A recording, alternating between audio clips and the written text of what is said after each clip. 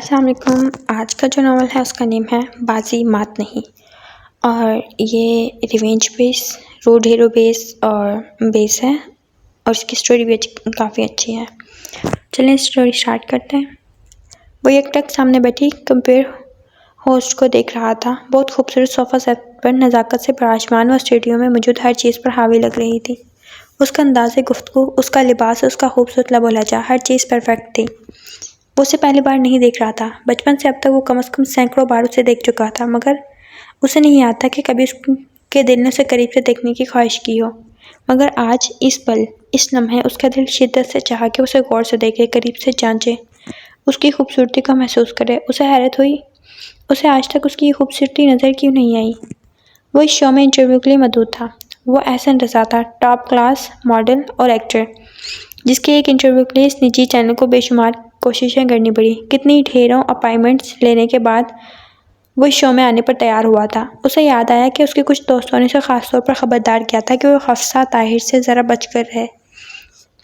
وہ بہت تیکھے سوال کرتی ہے، اس کے لہجے میں بڑی طنزیہ کار تھی، اور وہ مقابل کو لاجواب کرنے کا فن جانتی تھی۔ لیکن اس نے ایک کان سے سن کر دوسرے سے اڑا دیا۔ اگر وہ تیکھے لب و لہجے کی حامل تھی تو وہ بھی جار جانا مزاج کے لیے مشہور تھا۔ اس کے خواب و خیال میں بھی اس وقت یہ بات نہ آئی کہ وہ اس حفصہ طاہر کا سامنا کرنے والا ہے۔ فل تیاری کے ساتھ آیا تھا وہ، لیکن شو شروع ہونے سے پہلے اس کے تاثرات بدل گئے جب اس نے ہوسٹ کی سیٹ پر حفصہ طاہر کو براجمان دیکھا۔ وہ اس وقت لانگ شرٹ اور بلیک ٹراؤزر میں ملبوس تھی اور بلیک ہی دوپٹہ اوڑھے ہوئے تھی۔ اس کے سیدھے بال لیئرز کی شکل میں کٹے تھے، اور ان کا رنگ بھی مشرق و مغرب کا ملا ہوا تاثر دے رہا تھا۔ شفاف چمکتا ہوا چہرہ نفاست سے کیے گئے میک اپ سے مزید نکھر گیا۔ اس کا بااعتماد انداز، خوبصورت لب و لہجہ اور دلکش مسکراہٹ، سبھی اتنی شاکنگ تھی کہ اس کی خوش آمدید کا کیسے جواب دے اسے فوری طور پر سمجھ نہ آیا۔ اس کی حیرت کا نوٹس لیے بغیر وہ اپنے سامنے رکھی کیو شیٹ سے دیکھتی سوال شروع کر چکی تھی۔ وہ اتنا شاکڈ تھا یا شاید کنفیوز کہ اپنے اعتماد سے محروم لہجہ اور آواز کی لڑکھڑاہٹ اسے ابتدائی چند جوابوں سے ہی پتہ چل گئی۔ ابھی تو صرف آغاز تھا، رفتہ رفتہ شو کلائمیکس پر پہنچ رہا تھا۔ اس کے سوالات وقتاً بے حد تیکھے اور نوکیلے تھے۔ اس پر اس کی طنزیہ مسکراہٹ، وہ اپنی ساری چوکری بھول گیا۔ حفصہ نے اس کی ہر چیز کا موضوع گفتگو بنایا، اس کے کپڑوں سے لے کر اس کے افیئرز تک، اس کی دلچسپیوں سے لے کر اس کے آنے والی فیمیل فینس کے فون کالز تک۔ احسن کو حیرت ہو رہی تھی کہ اس کے متعلق وہ ہر بات جانتی تھی۔ اس کی معلومات اور دلائل بہت وزنی تھے۔ یقیناً اس نے احسن رضا پر مکمل ہوم ورک کیا تھا، مگر نہیں، ایسا اسے کرنے کی کیا ضرورت؟ وہ تو اس کے بارے میں یقیناً سب کچھ پہلے سے ہی جانتی تھی۔ اس انٹرویو میں اس کے کیریئر کے اب تک کے دیے گئے تمام انٹرویوز کا کباڑہ کر کے رکھ دیا، اور اختتام تک اس کا دل چاہا کہ اٹھ کر بھاگ جائے۔ کتنی ہی بار اس نے پانی پیا، ماتھے پر آیا پسینہ پوچھا، اور ایسے میں حفصہ طاہر کی زہریلی نگاہیں، وہ صاف خود پر جمی محسوس کر رہا تھا، جن میں کاٹتی استہزاء تھا۔ وہ جیسے ایک ہی انٹرویو کے نتیجے میں سپر اسٹار سے مضحکہ خیز بن چکا تھا۔ بہت عجیب بات تھی، اس رات گھر واپس آ کر وہ بہت دیر تک اپنے بیڈ پر ساکت پڑی رہی۔ اسے تو خوش ہونا چاہیے، آج اس نے احسن رضا کا غرور خاک میں ملا دیا۔ آج تو جشن کی رات تھی، مگر اس کے اندر خوشی کی کوئی رمق نہیں تھی، صرف ایک جامد سناٹا تھا جو اس کو گھیرے میں لیے ہوئے تھا۔ اس نے آنکھوں کو مسل کر اپنی تھکن کو کم کرنا چاہا، مگر بے سود۔ اچانک اس کی نظر ٹیبل کیلنڈر پر پڑی۔ اس نے بے ساختہ ہاتھ بڑھا کر کیلنڈر اٹھا لیا۔ دن، مہینے، سال، ایک دم وہ پیچھے چلی گئی، 5 سال پیچھے۔ اس کے کانوں میں اپنی آواز گونج رہی تھی، آپ میرے ساتھ ایسا نہیں کر سکتے احسن۔ آپ یہ مت کہیں کہ آپ مجھ سے محبت نہیں کرتے۔ آپ تو یہ مت کہیں میں مر جاؤں گی احسن، میں آپ کے بغیر مر جاؤں گی۔ وہ گھٹنوں کے بل زمین پر گڑی سسک رہی تھی، اور احسن دم بخود اس کے سامنے کھڑا تھا۔ اپنی بکواس بند کرو، شرم آنی چاہیے مجھ سے اس قسم کی باتیں کرتے ہوئے۔ ہو کیا تم؟ ذرا اپنی شکل دیکھو، کیا تم اس قابل ہو کہ کوئی تم سے محبت کرے؟ دفع ہو جاؤ یہاں سے، وہ دھاڑ رہا تھا، اور پھر اس نے حفصہ کو کلائی سے گھسیٹ کر اپنے کمرے سے باہر نکال دیا۔ وہ ساکت تھی، اس کے کانوں میں احسن کی آواز گونج رہی تھی، کیا تم اس قابل ہو؟ وہ لڑکھڑاتے قدموں سے اپنے کمرے کی طرف چل دی۔ آئینے کے سامنے کھڑی وہ اپنے آپ کو دیکھ رہی تھی، گندمی رنگت، روئی روئی سی آنکھیں، الجھے بکھرے بال اور ڈھیلا ڈھالا سا سوٹ۔ شاید وہ واقعی محبت تو کیا، توجہ کے قابل بھی نہ تھی۔ وہ یک ٹک آئینے کو گھور رہی تھی جب اچانک سیل فون کی تیز آواز اسے کسی ٹائم مشین کے ذریعے ماضی سے حال میں کھینچ لائی۔ اس نے آنکھیں مسلی، خشک، بے رونق اور ویران آنکھیں، یوں جیسے انہوں نے اپنے حصے کے سارے خواب دیکھ لیے ہوں۔ اس نے بے تاثر چہرے کے ساتھ سیل فون اٹھایا۔ اسکرین پر آباد کالنگ کے الفاظ جگمگا رہے تھے۔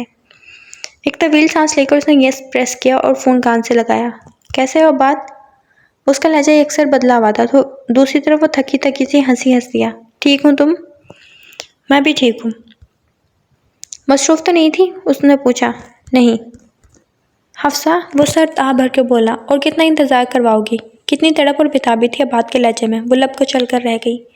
بولو نہ، چپ کیوں ہو؟ وہ خفیف سی بے چینی سے بولا۔ بس چند دن اور، حفصہ نے کہا۔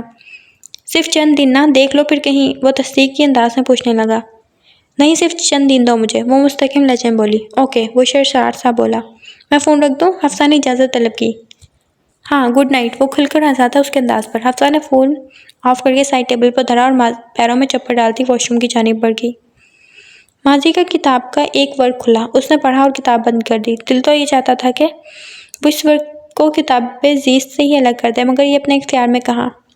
احسن رضا سے اس کی پہلی ملاقات اپنے بڑے ماموں کے گھر ہوئی۔ وہ ان کا سب سے چھوٹا، لاڈلا اور ضدی بیٹا تھا، جو اپنی مرضی سے لاہور ہاسٹل میں پڑھ رہا تھا۔ حفصہ نے شاید کبھی بچپن میں اسے دیکھا ہو، مگر اسے یاد نہیں تھا۔ اچانک یوں اسے دیکھ کر وہ دنگ رہ گئی تھی۔ وہ بہت وجیح اور خوبصورت تھا۔ اسے یاد نہیں آ سکا کہ اس نے احسن رضا سے زیادہ کوئی مرد اتنا ہینڈسم دیکھا ہو۔ وہ چند پل منہ کھلے سے تکتی رہی، جبکہ وہ اس کے سلام کا جواب سے سرسری انداز میں دیتے آگے بڑھ گیا۔ بری طرح وہ اس کے سحر میں گرفتار ہوئی تھی۔ وہ اس سے بے انتہا متاثر ہوئی تھی، اس کی خوبصورتی سے، اس کی وجاہت سے، اس کی ذہانت سے، اور شاید اس کے غرور سے بھی۔ احسن نے اپنا MBA ادھورا چھوڑ دیا تھا کیونکہ اسے ماڈلنگ کی آفر آ گئی تھی۔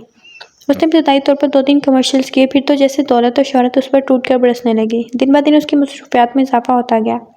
ماڈلنگ کے بعد اس نے اگلا قدم ایکٹنگ کے شعبے میں رکھا۔ جانے کیا بات تھی کہ وہ ہمیشہ ہر معاملے میں انتہائی خوش قسمت ثابت ہوا تھا۔ پہلے اپنی مرضی سے ہاسٹل جانے کا شوشہ چھوڑا، پھر اپنی اسٹڈیز مکمل کیے بغیر شوبز کی دنیا میں قدم رکھ دیا۔ ماما اور ممانی پہلے تو خفا ہوئے، مگر اس کی بڑھتی ہوئی مقبولیت کے پیش نظر ہار مان بیٹھے۔ ماڈلنگ اور کمرشل کے بعد اس نے ایکٹنگ میں طب آزمائی کرنے کا فیصلہ کیا۔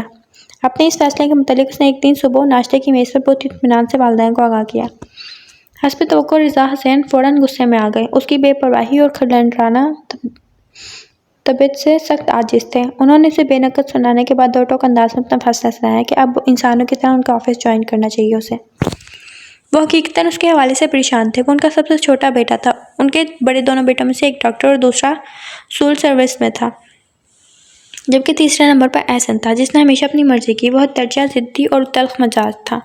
اکثر اس کی شکایتوں اور حرکتوں کی رپورٹ رضا حسین کو ملتی رہتی، جس پر اسے ڈانٹتے دبڑتے بھی تھے، مگر اس پر سختی کرنے کا انہوں نے کبھی سوچا بھی نہ تھا۔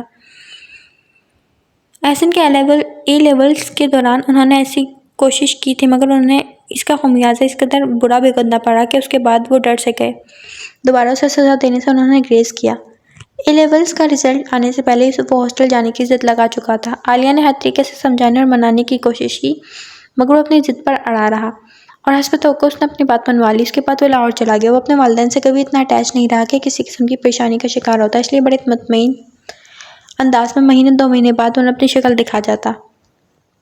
لاہور جا کر بھی اس کی حالت اور فطرت میں کوئی فرق نہ آیا۔ رضا حسین کو اس کی شکایتیں ملتی رہتی، اگرچہ اب ان کی نوعیت بدل چکی تھی۔ وہ اس کی حرکتوں سے سخت نالاں تھے، مگر مجبوری یہ تھی کہ وہ ان کی دسترس سے دور تھا، اور اگر ان کی دسترس میں ہوتا بھی تو کچھ نہیں کہہ پاتا، اس لیے یہ دوری اور نزدیکی کا فلسفہ تو بے سود تھا۔ جتنا احسن نے انہیں تنگ کیا تھا، اتنا تو ان کے دونوں بیٹوں نے مل کر بھی نہیں کیا تھا۔ 10-15 دن بعد جیسے انہیں انتظار ہوتا تھا کہ اب لاہور سے کیا خبر آئے گی، یا اس بار احسن نے کیا کارنامہ سر انجام دیا تھا۔ MBA میں آ کر یہ سلسلہ تھما تو رضا حسین نے سکون کا سانس لیا، مگر ان کا یہ سکون دیر پا ثابت نہیں ہوا۔ جلدی انہیں اطلاع ملی کہ وہ کوئی کمرشل سائن کر چکا ہے۔ وہ ہر بار کی طرح اس بار بھی نئے سرے سے مضطرب ہوئے۔ ان کی 7 پشتوں میں بھی کوئی شوبز سے وابستہ نہیں تھا، اس لیے وہ اپنی ساری مصروفیات توڑ کر کے پہلی فلائٹ سے لاہور پہنچے۔ 1.5 گھنٹہ مسلسل اس کے ساتھ بحث کرنے کے بعد بھی اسے اس کے موقف سے نہ ہٹا سکے۔ اس کی ہر ڈرمی ہمیشہ کی طرح عروج پر تھی۔ تھک کر وہ یہ سوچنے پر مجبور ہو گئے کہ شاید احسن نے لاہور میں رہ کر کوئی خصوصی سرٹیفکیٹ حاصل کر لیا تھا انہیں تنگ کرنے کا۔ وہ انہیں نتنے طریقوں سے زج کرتا تھا۔ اگلی شام وہ تھکے ہارے ناکام سے اسلام آباد لوٹ آئے۔ اس کے سوا ان کے پاس کوئی چارہ بھی تو نہیں تھا۔ اصل میں تو ان کے پیروں تلے زمین تب نکلی جب وہ اپنا MBA ادھورا چھوڑ کر اسلام آباد واپس آ گیا۔ اپنے اس فیصلے کے متعلق اس نے بڑے اطمینان سے انہیں آگاہ کیا، اور ساتھ یہ بھی بتایا کہ وہ عنقریب ایک نجی چینل کے ساتھ ایک سوپ سیریل کا معاہدہ سائن کرنے والا ہے۔ رضا حسین کا غصے اور طیش کے مارے برا حال تھا۔ وہ اس بار سے قطعی طور پر بخشنے کے موڈ میں نہ تھے۔ انہوں نے اچھا خاصا اسے لتاڑ کے رکھ دیا۔ وہ ان سے اتنی انسلٹ کروانے کے بعد بھی اپنے فیصلے سے انچ پر بھی ہٹنے کو تیار نہ تھا۔ بہت دن گھر میں کشیدگی رہی۔ دونوں فریق اصل ضدی اور اکھڑ تھے، کوئی بھی جھکنے کو تیار نہ تھا۔ رضا حسین چاہتے تھے کہ وہ ان کے ساتھ بزنس میں ہاتھ بٹائے، جبھی وہ مطمئن تھے کہ ان کے متعلق ان کے پاس شکایتوں کا پلندہ موجود تھا، مگر وہ بزنس بڑھا رہا تھا۔ ان کے انٹرسٹ میں یہی کافی تھا۔ اس سے ان کا بوجھ کافی حد تک کم ہو جاتا، مگر وہ بھی احسن رضا تھا جس کی کوئی کل سیدھی ہی نہ تھی۔ اس نے کسی کو خاتے میں لائے بغیر اپنے کہے پر عمل کر دکھایا۔ حفصہ جب پہلی بار اسے ملی تو اسے سوپ سیریل کی شوٹنگ میں بزی ہوئے ابھی چند ہی ہفتے ہوئے تھے اور وہ بے حد مصروف تھا۔ حفصہ نے اپنے گاؤں کے نزدیکی کالج سے گریجویشن کیا تھا۔ چونکہ نزدیک کوئی بھی پوسٹ گریجویٹ کالج یا یونیورسٹی نہیں تھی، اس لیے رضا ماموں کی شدید اصرار پر وہ لاہور آ گئی ماسٹرز کے لیے۔ اس نے جرنلزم میں ماسٹر کرنے کا سوچا۔ جرنلزم اس کا فیوریٹ سبجیکٹ تھا اور اس نے ہمیشہ اس سبجیکٹ میں بہت اچھے مارکس لیے تھے۔ ممانی اتنی اچھی تھی کہ اسے اماں کی کمی محسوس نہ ہونے دیتی۔ آج انہوں نے اسے یونیورسٹی کے فارم منگوا دیے تھے۔ شام کو چپٹا سا پھیل رہا تھا جب وہ ہاتھ میں بلو فائل تھامے باہر آئی۔ ارادہ تھا کہ تسلی سے بیٹھ کر فارم فل کرے گی۔ لان میں ممانی کے ساتھ بیٹھے احسن کو دیکھ کر بھرپور انداز میں چونکی اور پھر بے اختیار اس طرف بڑھی۔ ممانی جان نے اسے چائے کی پیشکش کی، جسے اس نے نرمی سے رد کیا۔ اسے چائے پینے کی عادت نہ تھی۔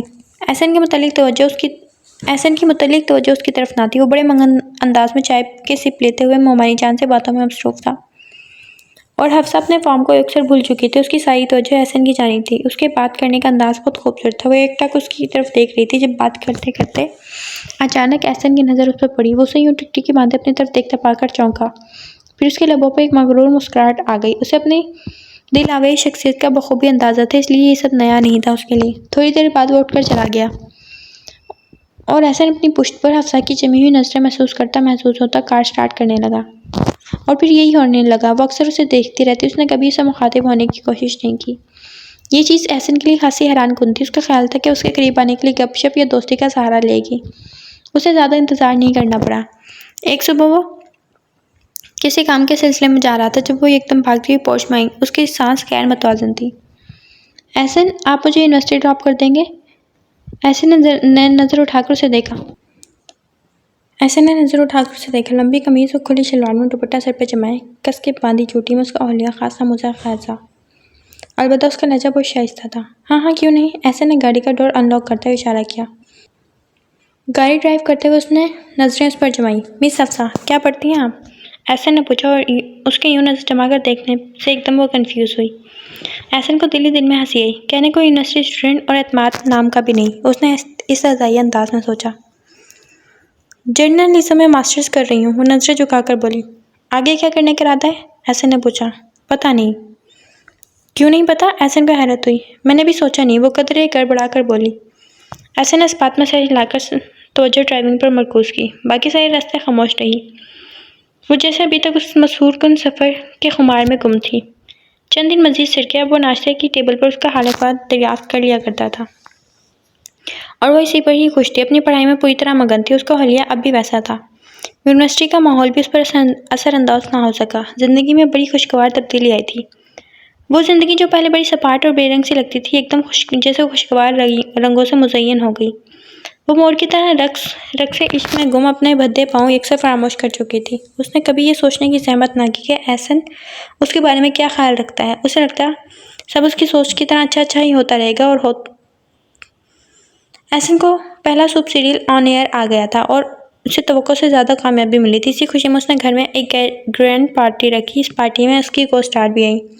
وہ ایک مشہور اور ٹاپ کلاس ایکٹریس تھی جو احسن کی سنگت میں خاصی خوش نظر آ رہی تھی۔ حفصہ خاموشی سے اسے احسن کے ساتھ دیکھ رہی تھی، مگر ایک عجیب سی آنچ اٹھ رہی تھی اس کے اندر۔ اسے برداشت کرنا مشکل ہو رہا تھا۔ پارٹی ختم ہونے کے بعد وہ اپنے کمرے میں جا رہا تھا جب حفصہ اس کے سامنے آ گئی۔ وہ رک گیا۔ سارا آپ کے ساتھ خاصی خوش لگ رہی تھی، حفصہ تیکھے لہجے میں بولی۔ احسن بری طرح چونکا۔ کتنا مختلف لہجہ تھا آج حفصہ کا۔ تو پھر؟ احسن نے کڑی نظروں سے حفصہ کو دیکھا۔ میں نے یہ آپ کے لیے لیا تھا۔ حفصہ نے ہاتھ بڑھایا۔ اس کے ہاتھ میں ریڈ ریپر میں لپٹا باکس تھا۔ احسن نے باکس لے لیا اور پھر وہیں کھڑے کھڑے انتہائی بدتہذیبی کا مظاہرہ کرتے باکس کا ریپر پھاڑا۔ اندر سے ایک چمکتی ہوئی قیمتی واچ نکلی۔ پیسے کہاں سے آئے تھے تمہارے پاس؟ احسن نے بھونج گڑ کے ناگواری سے پوچھا۔ حفصہ کا رنگ پھیکا پڑا۔ ممانی جان سے لیے تھے، وہ بروقت بولی۔ شرمندگی سے اس کی نظریں جھک گئی۔ بینی مما سے پیسے لے کر تم مجھے ہی گفٹ دے رہی ہو، کمال ہے، وہ حقارت سے بولا۔ حفصہ کا چہرہ شرمندگی اور ذلالت کے احساس سے سرخ پڑ گیا۔ رکھ لیتا ہوں، وہ جیسے احسان عظیم کرتا بولا۔ حفصہ کو لگا کسی نے بھرے بازار میں اس کے منہ پر جوتا دے مارا ہو۔ وہ بھاگتے ہوئے وہاں سے نکل کر اپنے کمرے میں آ گئی۔ اس رات وہ جاگتی رہی اور روتی رہی، مگر حیرت انگیز طور پر صبح اس کا دل مکمل طور پر صاف ہو چکا تھا۔ کوشش کے باوجود وہ اس سے خفا نہیں ہو پائی اور نہ اس کے خلاف سوچ پائی۔ اگلی صبح اس نے یونیورسٹی کی تیاری کی اور ناشتے کے بغیر ہی باہر نکل آئی۔ پورچ میں آ کر پتہ چلا کہ اسے یونیورسٹی چھوڑنے والی گاڑی ورک شاپ میں تھی۔ وہ الٹے قدموں واپس لاؤنج میں آئی۔ ممانی جان نے اسے دیکھا۔ ارے حفصہ بیٹا، گاڑی ورک شاپ میں، تم جاؤ احسن کے ساتھ چلی جاؤ۔ احسن، تم حفصہ کو ڈراپ کر دو۔ انہوں نے صوفے پر نیم دراز موبائل کے بٹنوں سے کھیلتے احسن کو مخاطب کیا۔ سوری مما، میرے پاس ٹائم نہیں، وہ بے مروتی سے بولا۔ غلط بات ہے، وہ کس کے ساتھ جائے گی پھر؟ انہوں نے تنبیہی انداز میں احسن کو ٹوکا۔ یہ میری ذمہ داری نہیں، وہ سر اٹھائے بغیر بولا۔ اسے کہیے کہ ڈرائیونگ سیکھ لے، کم از کم میں اس کا شوفر نہیں بن سکتا۔ وہ بد لحاظی پر اتر آیا۔ جانے کہاں سے ڈھیر دھند حفصہ کی آنکھوں میں تر آئی۔ وہ لب کو چلتی واپس پلٹ گئی۔ اس سے زیادہ وہ سن کر اسے کرنا بھی کیا تھا؟ وہ شخص مسلسل اس کی اناؤں کو پاؤں تلے کچلے جا رہا تھا۔ شاید اس کی نزدیک کوئی عزت نفس اور ذاتی تکریم ہی نہ رکھتی تھی، مگر اب اور نہیں۔ حفصہ نے سوچ لیا کہ اب مزید وہ اپنے ساتھ یہ تحقیرانہ سلوک روا رکھنے کی اجازت نہیں دے گی۔ وہ ہینڈسم تھا، جوان تھا، سٹائلش تھا اور لائم لائٹ میں بھی تھا۔ خوش قسمتی ہم قدم تھی اور گویا بارش کی طرح برس رہی تھی دولت اس پر۔ ایسے میں ممکن ہی نہ تھا کہ وہ اسکینڈلز کی ضد میں نہ آتا۔ وہ ابتدائی نومبر کی ایک سرد صبح تھی جب ناشتے کی میز پر رضا حسین نے نیوز پیپر کا پلندہ اس کے سامنے پھینکا۔ یہ سب کیا بکواس ہے احسن؟ وہ ضبط کرتے کرتے بھی چلا اٹھے۔ اس میں اتنا غصے کرنے کی کیا بات ہے پاپا، یہ سب تو چلتا رہتا ہے۔ اس نے چائے پیتے اطمینان سے نیوز پیپر ایک طرف کر دی۔ رضا حسین کو تو جیسے آگ لگ گئی۔ کیا مطلب ہے تمہارا چلتا رہتا ہے؟ کیوں؟ اس لیے میں تمہیں منع کرتا تھا اس دلدل میں پیر رکھنے سے۔ آخر کون ہے یہ سارا؟ کیوں دیا اس نے بیان کہ تم دونوں شادی کرنے والے ہو؟ وہ دھاڑے۔ حفصہ نے قدرے حیرت اور رشک سے اس کے مطمئن انداز کو دیکھا۔ ہاں، کوئی جلدی نہیں تھی، کوئی پریشانی نہیں تھی، اس کے لیے جیسے یہ سب کچھ ایک معمول کا حصہ تھا۔ پلیز چلائیے مت پاپا، احسن ناگواری سے کپ رکھ کر اٹھ گیا۔ کیوں نہ چلاؤں؟ میں باپ ہوں تمہارا، تم سے باس پوس کرنے کا حق رکھتا ہوں۔ مجھے سچ سچ بتاؤ کہ آخر تم دونوں کے بیچ چل کیا رہا ہے؟ وہ چنگاڑتے ہوئے اس پر جھپٹے اور اس کے کندھے کو ہلکے سے جھنجھوڑا۔ ختم کیجیے یہ غصہ، وہ غضبناک انداز میں اس کا ہاتھ جھٹک کر بلند آواز میں بولا۔ یہ میری زندگی ہے، میں جو چاہے کروں، جیسے چاہے کروں، اور ان اخباروں کی تو بات ہی چھوڑ دیں، یہ تو ہر ایک کو اسکینڈلائز کرتے ہیں۔ آپ ان سب پر یقین کر رہے ہیں؟ آپ کو اپنے بیٹے پر اعتبار نہیں، خدا کے لیے مجھ پر ٹرسٹ کرنا سیکھیں۔ آخر میں احسن کا لہجہ التجائیہ ہو گیا۔ تم پر اعتبار؟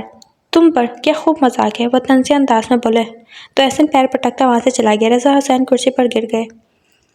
حفصہ نے تیز سے گھونٹ بھرتے چائے ختم کی اور باہر نکلی۔ رضا حسین عالیہ سے کہہ رہے تھے کہ انہیں اپنی ایکٹیویٹیز کم کر کے احسن پر توجہ دینی چاہیے۔ وہ سر جھٹک کر آگے بڑھ آئی۔ ان 6 ماہ میں وہ احسن رضا کو کافی حد تک جان چکی تھی۔ وہ ایک ضدی، ہٹ دھرم اور مغرور انسان تھا جو اتنا متکبر تھا کہ اپنے علاوہ اسے ہر شخص زمین پر رینگتا ہوا حقیر کچھوا ہی لگتا، اور حفصہ کو تو وہ شاید اس سے بھی کم درجے پر رکھتا۔ حفصہ کو حیرت ہوئی، آخر اس شخص کی خود پرستی کی انتہا تھی کیا؟ اب اسے اپنی حماقت پر رونا آتا تھا۔ بھلا کیوں متاثر ہوئی وہ احسن رضا سے؟ تھا ہی کیا اس کے پاس؟ صرف اچھی شکل اور بے شمار دولت، اور کیا؟ دنیا میں بے شمار لوگوں کے پاس دولت تھی، بے شمار لوگ احسن رضا سے بھی زیادہ ہینڈسم تھے۔ فی الوقت اس نے ساری توجہ اپنی اسٹڈیز کی طرف لگا دی۔ اسے پڑھنا تھا، کچھ بننا تھا، اور یہ اسی صورت ممکن تھا جب وہ ساری جان لڑا دیتی۔ زندگی یوں ہی گزرتی جا رہی تھی، مگر وہ کوشش کے باوجود بھی اپنے دل کو سمجھانے اور سنبھالنے میں ناکام رہی۔ اسے یہ اعتراف کرنے میں کوئی عار نہ تھا کہ وہ احسن رضا سے محبت کرتی تھی، اس حقیقت کے باوجود کہ وہ اسے کوئی اہمیت نہیں دیتا، اس کے باوجود کہ اس کی نظر میں ردی برابر بھی حیثیت نہیں رکھتی۔ زندگی آگے بڑھتی جا رہی تھی اور مشکل کا کوئی حل ہی نظر نہیں آتا تھا۔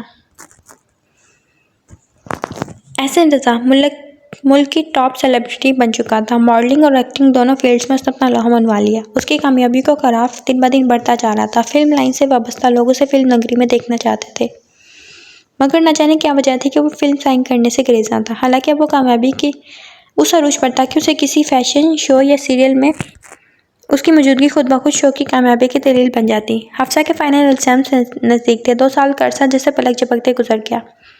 احسن زیادہ تر لاہور اور کراچی میں ہی رہتا۔ کبھی کبھار مہینوں بعد اس کی اسلام آباد آمد ہوتی اور تب بھی وہ حفصہ سے عموماً ملے بغیر چلا جاتا، مگر اب حفصہ نے سوچ لیا تھا کہ ایک بار تو ضرور دل کا حال بتائے گی، پھر چاہے جو ہو، مگر اس کی نوبت ہی نہ آ سکی۔ اس سے پہلے یہ خبر اس پر بجلی بن کر گزری کہ احسن رضا منگنی کر رہا ہے ٹاپ ماڈل نور اشر کے ساتھ۔ اس کا اسکینڈل بہت عرصے سے منظر عام پر تھا، مگر کوئی نہیں جانتا تھا کہ یہ تعلق کس نتیجے پر नतीजे पर जाकर पहुंचेगा। उसी शाम वो मोमानी जान के कमरे की तरफ जा रही थी जब अंदर से आती आवाज़ों को सुनकर रुक गई। ये तो एहसन की आवाज़ है, ये कब आया? हफ्सा ने हैरानी से सोचा। वो गुस्से से बहुत बुलंद आवाज़ में बोल रहा था। आपने ऐसा क्यों सोचा मम्मा? क्यों, क्या कमी है उसमें? हज़ारों से बेहतर है, नेक घरेलू बच्ची है। और याद रखो एहसन, वो तुम्हारे बाप का फैसला है। आलिया की आवाज़ आई। नेक घरेलू माय फुट। मेरी बात सुने मम्मा, अगर हफ्सा ताहिर इस दुनिया की आखिरी लड़की हो तब भी मैं उससे हरगिज़ शादी नहीं करूँगा। और माइंड इट, शादी मुझे करनी है, पापा को नहीं। इसलिए मेहरबानी करके वो अपने फैसले अपने पास रखिए। यकीनन मैं इस बात का बेहतर फैसला कर सकता हूँ कि मेरे लिए क्या बेहतर है क्या नहीं। वो बुलंद आवाज़ में कह रहा था। हफ्सा के सर पर बम फटा, वो अपनी जगह से हिल नहीं पाई। आपने ऐसा सोचा भी कैसे? हुलिया देखा है आपने उसका? 4 लोगों के दरमियान उठने बैठने का उसे पता नहीं। वो मेरे सर्कल में मूव कैसे करेगी? और मामा आप, अगर आपके जहन में भी इससे लेकर कोई ऐसा ख्याल है तो प्लीज़ उसे निकाल दे। माय गॉड, वो मुल्लानी हफ्सा नहीं, हरगिज़ नहीं मामा। एहसन तनफन करता कमरे से निकला और नाक की सीध में चलता गाड़ी डोर पार कर गया। वो साकित खड़ी रह गई। रात आहिस्ता आहिस्ता बीत रही थी और वो एक फैसले पर पहुंच चुकी थी। उसे कम से कम एक बार तो उसे एहसन से बात करनी चाहिए थी, क्या पता वो मान जाए। यही सोचकर उसके कमरे की तरफ बढ़ाई। आहिस्ता से दस्तक दी और यस की आवाज़ सुनने के बाद वो अंदर दाखिल हुई तो वो मोबाइल पर बिजी था। मुझे आपसे बात करनी है, हफ्सा ने सर झुकाकर खुश लब्बों को बाहम बीचे हुए कहा। करो, उसने निगाह उठाए बगैर इजाज़त दी। मैं आपसे मोहब्बत करती हूँ एहसन, उसने गोया राफ़े जुर्म किया। तो वहाँ कोई हैरानी न आती, जो यूं जैसे वो पहले से ही जानता हो। आप मुझे रिजेक्ट कैसे कर सकते हैं? हफ्सा की आंखों में जैसे ढेरों पानी उतर आया। इस बार एहसन ने बाकायदा सर उठाकर उसे देखा और उसकी आंखों में हैरानी चमकी। मैं एक आज़ाद मुल्क का शहरी हूँ और मेरे पास यकीनन ये इख्तियार है कि मैं अपनी पसंद का लाइफ पार्टनर चूज़ कर सकूँ। सो मैंने तुम्हें रिजेक्ट किया, वो उसी सुकून के साथ बोला जो उसकी तबीयत का खासा था। हफ्सा के अंदर गोया आतिफ़ फटने लगे। लेकिन मैं आपसे मोहब्बत करती हूँ। हफ्सा के आंसू गालों पर लड़क आए। तुम यहाँ क्या करने आई थी? मेरे ख्याल में पढ़ने, राइट? तो मेरे ख्याल में तुम्हें सारा ध्यान अपनी स्टडीज़ की तरफ देना चाहिए। अब जा सकती हो। टोटक अंदाज में बोला तो एक लग फूट फूट कर रो पड़ी। आप मेरे साथ ऐसा नहीं कर सकते एहसन। आप ऐसा मत कहें कि आप मुझसे मोहब्बत नहीं करते हैं। आप तो यह मत कहें मैं मर जाऊँगी एहसन, मैं आपके बगैर मर जाऊँगी। वो घुटनों के बल ज़मीन पर गिरी सक उठी। एहसन दबखुद उसके सामने खड़ा था। अपनी बकवास बंद करो, शर्म आनी चाहिए मुझसे इस किस्म की बातें करते हुए। हो क्या तुम? ज़रा देखो अपनी शक्ल। क्या हो तुम इस काबिल होगे कोई तुमसे मोहब्बत करे? दफ़ा हो जाओ यहाँ से। अपनी औकात देखो और अपने करतूत देखो। क्या तुम्हारी माँ ने तुम्हें मोहब्बत करने भेजा था यहाँ? दफ़ा हो जाओ यहाँ से। उसने हफ्सा की कलाई से पकड़ के घसीटा और कमरे से बाहर निकाल दिया। वो दौड़ते हुए अपने कमरे में दरवाज़ा बंद करके दरवाजे से टिक लगाकर फूट फूट कर रो दी।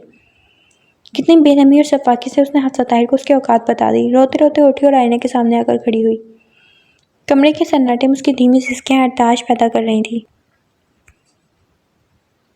बहुत सारे दिन गुजर गए। उसके फाइनल एग्जाम्स हो गए थे। वो खामोशी से अपना सामान बांध चुकी थी। वापस तो जा नहीं था, मगर मोमानी जान ने उसे रोक लिया। वो चाहती थी कम से कम वो एहसन की एंगेजमेंट तक इधर ही रुके। और वो जैसे खुद पर हंसती हुई रुक भी गई, जैसे खुद को यकीन दिलाना मकसूद था कि हाँ, वो शख्स के कतई काबिल ना थी। उसकी एंगेजमेंट के दौरान वो लॉन के तारीख कोने में दुबकी सारे अमल को जैसे मकान की बेइसी से देख रही थी, लेकिन अंदर ही अंदर पकता लावा एक जुनून की शक्ल इख्तियार कर चुका था। मैं तुम्हें बताऊंगी एहसन रज़ा कि मेरी औकात क्या है। मैं तुम्हें बताऊंगी कि औरत के अना पर पाँव रखने का नतीजा क्या होता है। मैं तुम्हें बताऊंगी कि तरियाहट का अंजाम क्या होता है। तुम इंतज़ार करना और दुआ करना तब तुम्हारा मुझसे सामना ना हो। हफ्सा ने आहिस्ती से सामने धरी नोटबुक बंद की और सर टेबल पर टिकाया। वक्त कितनी जल्दी बीत जाता है, पता भी ना चला कब 5 साल बीत गए। उसे याद था कि वो घर से ये ऐद करके निकली थी कि उसे कुछ बनना था। कम से कम ऐसा तो ज़रूर कुछ करना था कि वो एहसन रज़ा को नीचा दिखा सके, उसे बता सके कि जब औरत अना की बाजी खेलती है तो मोहब्बत और दिल नामी नाजुक अशिया और जज्बात को बहुत पीछे छोड़ देती है। हाँ, उसे वापस घर आने की बजाय उसने लाहौर हॉस्टल में रिहाइश इख्तियार की। उसके साथ ही उसे अपने एक मतमूल दोस्त के दोस्त एक मकामी निजी चैनल पर न्यूज़ कास्टर की जॉब मिल गई। अगरचे उसके पास तजर्बा नहीं था, मगर अच्छी आवाज़ और लबोलचा बेहतर होने की वजह से और सबकी बढ़कर उसकी तगड़ी सिफारिश थी। इसके बल पर उसे आसानी से जॉब मिल गई। शायद इसकी वजह ये भी थी कि मुकामी न्यूज़ चैनल की शोहरत अभी कम थी। उसके साथ साथ उसने इवनिंग क्लासेस पॉलिटिकल साइंस में मास्टर्स के लिए एडमिशन लिया। अपने दबे हुए अतमाद से खाली लहजे और अंदाज को उसने उतार कर दूर फेंका। उसे शुरू में खासी मुश्किल हुई, मगर एक जनूनी कैफियत उससे अपने साथ भगाए जाती। सैलरी उसकी इतनी थी कि आराम से हॉस्टल के अखराजात पूरे हो जाते हैं। एहसन के बारे में उसे अपनी अम्मा और मोमानी जान से पता चलता रहता। वो उसके बारे में मुकम्मल तौर पर अपडेट रहती। शायद इसकी मजबूरी थी। وقت تیزی سے سرکا جیسے اس کا دوسرا ماسٹر ختم ہوا تو اس کے ساتھ ہی ایک مصروف نجی چینل سے مارننگ کی نشریات کی آفر آئی۔ اس نے بلا توقف قبول بھی کر لی، اگرچہ اب وہ پرانی جاب میں بہت اچھی طرح سیٹ ہو چکی تھی اور ایک بار پھر نئے سرے سے نئے سیٹ اپ کا حصہ بننا خاصا مشکل تو نہیں، البتہ کچھ مشکل ضرور تھا، مگر اسے آگے بڑھنا تھا۔ چند دن لگتے مگر پھر وہ ایڈجسٹ کر ہی جاتی۔ اس کا مارننگ شو اس کی توقع سے زیادہ کامیاب ہوا۔ اب بعد سے اس کی ملاقات بھی یہیں ہوئی تھی۔ وہ ہوم منسٹری میں تھا اور افسر نے اسے انٹرویو کے لیے مدعو کیا تھا۔ اس کے بعد وہ اکثر اسے فون کرنے لگا، کبھی کبھار کہیں ملاقات بھی ہو جاتی۔ ابتدائی 2-3 ملاقاتوں میں ہی، اب بعد میں کھل کر اپنا مقصد واضح کر دیا، مگر یہ افسر ہی تھی جو کسی طور راہ بدلنے پر تیار نہ تھی۔ دونوں کا تعلق دوستی سے کہیں بڑھ کر مضبوط تھا اور عباس کبھی کبھی جھنجلا جاتا، پتہ نہیں اسے کیا پریشانی تھی، پتہ نہیں وہ چاہتی کیا تھی، اور پتہ نہیں اسے کب ماننا تھا۔ ایسا نہیں تھا کہ اس کا انتظار سے اکتا گیا تھا یا تھک گیا تھا، مگر کبھی کبھی فطری طور پر جھنجلا سا جاتا تھا۔ اسے یہ انتظار بہت کڑا لگتا، مگر پھر اس امید اسے اپنی سمت کھینچنے لگتی اور آنکھیں بند کر کے اس امید کے سرے کو تھامے آگے بڑھتا جاتا۔ اور اب اس نے عباد کو چند دن کا انتظار کرنے کو کہا تھا۔ جانے کیوں عباد کو یقین تھا کہ اس بار وہ لازماً کوئی فیصلہ کرے گی۔ کافی عرصے سے ان کے چینل کے ڈائریکٹر کی کوشش تھی کہ وہ احسن رضا کو انٹرویو کے لیے مدعو کر سکیں، اسی لیے کافی عرصے سے کوشش کرتے رہے اور بے شمار اپائنٹمنٹس لی گئی، رد ہو گئی، پھر لی گئی، تب کہیں جا کر وہ آمادہ ہوا۔ حفصہ نے کافی عرصے سے اس انٹرویو کی تیاری کر رکھی تھی۔ جس دن وہ اس کے پروگرام میں مدعو تھا اس دن اپنی تیاری بطور خاص کی اس نے۔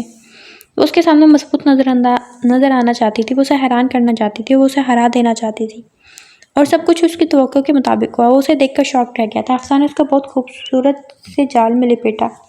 اس کے مربوط اور پاورفل سوالات، ثبوتوں اور حوالوں کے جواب میں وہ صرف بغلیں جھانک کر رہ گیا۔ حفصہ نے اس کی پوری زندگی کا کٹا چٹھا کھول دیا تھا۔ اس نے احسن کی بچپن سے لے کر جوانی تک کی روداد، دلچسپیاں، افیئرز، ہر چیز بڑی تفصیلی انداز میں ڈسکس کی۔ نور اشر سے اس کے بریک اپ کو خصوصی طور پر اہمیت دی، اور سب سے بڑا پرابلم تو یہ تھا کہ شو براہ راست چل رہا تھا، نہ تو وہ چھوڑ کر جا سکتا تھا اور نہ کچھ کہنے کی پوزیشن میں تھا۔ نتیجتاً وہ صرف ضبط کر سکتا تھا اور کرتا رہا۔ حفصہ کو اس کی حالت دیکھ کر جیسے اندر تک ٹھنڈ پڑ گئی۔ اسے یوں اپنے سامنے نروس دیکھ اس کا سیر و خون بڑھ گیا۔ انٹرویو کے اختتام تک احسن کی حالت دیکھنے والی تھی۔ وہ کھونٹے سے بندھے جانور کی مانند بے بس تھا یا شاید پنجرے میں بند شیر کی مانند، اور اس کی بے بسی دیکھ کر حفصہ کے لبوں پر مستقل ایک زہریلی مسکراہٹ کھیلتی رہی۔ اور کیوں نہ ہوتی، یہی تو وہ شخص تھا جس نے اس کی ذات کی دھجیاں اڑا دی تھی۔ یہی شخص تو تھا جس نے اس کے انا کو اپنے پیروں تلے کچل ڈالا تھا۔ اسے کیسے معاف کر دیتی؟ وہ اسے قطعاً معاف نہیں کر سکتی تھی۔ آج اس نے احسن رضا کو ہیرو سے زیرو بنا دیا تھا۔ اس کے انٹرویو کو ایک گوسپ۔ احسن رضا اسی شام لاہور سے پہلی فلائٹ میں اسلام آباد آیا۔ عالیہ سے اس نے حفصہ کے بارے میں تفصیلی معلومات حاصل کی اور اسے یہ جان کر شوق لگا کہ وہ گزشتہ کئی سالوں سے لاہور میں ہی تھی۔ اس نے وہاں اپنا گھر لے لیا اور اپنی ماں کو بھی وہاں لے آئی تھی۔ وہ بے حد حیران تھا، تو گویا واقعہ اور حادثہ اچانک نہیں تھا، یقیناً سب کچھ پہلے سے ہی طے شدہ تھا۔ وہ بس حیران تھا، لیکن سب سے زیادہ حیران کن وہ کشش اور وہ خوبصورتی تھی جو اسے حفصہ طاہر میں محسوس ہوئی۔ جب وہ واپس لاہور آیا تو دل میں ایک فیصلہ کر چکا تھا۔ یہ ایک اتفاق ہی تھا کہ اسے مال روڈ کے کنارے اپنی گاڑی کے قریب وہ کھڑی نظر آئی۔ اس کے چہرے پر جھنجھلاہٹ تھی اور وہ موبائل پر کوئی نمبر پش کر رہی تھی۔ اسے دیکھتے ہی دیکھتے اس نے فون پر مختصر سی بات کی اور فون بند کر کے منتظر نظروں سے سڑک کی دیکھنے لگی۔ لازمی بات تھی کہ گاڑی کو کوئی پرابلم آ رہی تھی۔ احسن نے اس کے قریب گاڑی روک کر شیشہ نیچے کیا۔ حفصہ اسے دیکھ کر بڑی تیزی سے چونکی اور اس کے تاثرات میں بڑی واضح تبدیلی نظر آئی۔ آئی تھنک تمہاری گاڑی پرابلم کر رہی ہے، احسن نے کہا۔ یہ آپ کا سر درد نہیں، وہ سرٹ میری سے کہہ کر ایک قدم پیچھے ہٹ گئی۔ تمہیں کہاں جانا ہے؟ میں تمہیں چھوڑ دیتا ہوں، احسن نے آفر کی۔ ڈونٹ ٹیل می مسٹر احسن، آپ میرے شوفر نہیں ہیں۔ وہ طنزیہ کہتی ایک قدم پیچھے ہٹ گئی۔ بہت پرانی بات یکلت احسن کے حافظے میں چمکی۔ بالکل اسی طرح، انہی الفاظ میں ایک بار اس نے عالیہ کے سامنے حفصہ کو بے عزت کیا تھا، اور آج اس نے پورا بدلہ لے لیا تھا۔ تذلیل کے احساس سے احسن کا چہرہ سرخ پڑا۔ اس نے تیزی سے گاڑی آگے بڑھائی، ٹائر چرچرائے اور گاڑی زن سے آگے بڑھ گئی۔ اس وقت احسن نیو اسٹار ایوارڈ کی تقریب میں تھا۔ ہر طرف رنگا رنگ زرق برق ملبوسات میں لہراتی پریاں تھیں۔ مہذب آواز میں بولتے سوٹوں میں ملبوس مرد غرض ایک رنگا رنگ تقریب تھی۔ وہ ہاتھ میں مشروب تھامے سب سے معذرت کرتا کوئی پرسکون کونا ڈھونڈ رہا تھا جب اسے نسبتاً دائیں طرف والی ٹیبل پر حفصہ طاہر نظر آئی۔ وہ بے اختیار چونکا۔ وہ کسی سے گفتگو کر رہی تھی۔ وہ تیزی سے اس کی طرف بڑھا۔ ایکسکیوز می، مجھے آپ سے بات کرنی ہے۔ اس نے حفصہ کو شائستگی سے مخاطب کیا۔ اس کی ساتھی خاتون نے مسکرا کر اسے دیکھا اور دوسری طرف بڑھ گئی۔ اس کے سامنے ٹیبل پر ٹک گیا وہ۔ حفصہ کی نگاہوں میں تیرتی ناپسندیدگی گہری ہوئی۔ فرمائیے، حفصہ نے لٹ مار انداز میں کہا۔ اتنی بھی کیا جلدی ہے؟ وہ معنی خیز انداز سے مسکرایا۔ مگر مجھے ہے، حفصہ تیزی سے بولی۔ جواباً وہ گہری نظروں سے اس کا جائزہ لینے لگا۔ اس وقت حفصہ سفید لانگ شرٹ اور ٹراؤزر میں ملبوس تھی جس میں اس کی خوبصورتی کچھ مزید بڑھ گئی۔ اس کی خاموشی سے اکتا کر وہ اٹھنے لگی جب ایسے نے اس کا ہاتھ پکڑ لیا۔ حفصہ کو تو جیسے کرنٹ لگ گیا تھا۔ ہاتھ چھوڑو میرا، وہ گھبرائے اٹھی۔ اگر نہ چھوڑوں تو؟ وہ جیسے ہز لیتا اس کے آلے سے بولا۔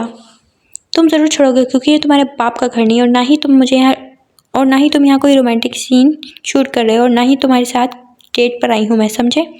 وہ تیش میں بولی، سارے ادب بلائے طاق رکھتے ہوئے۔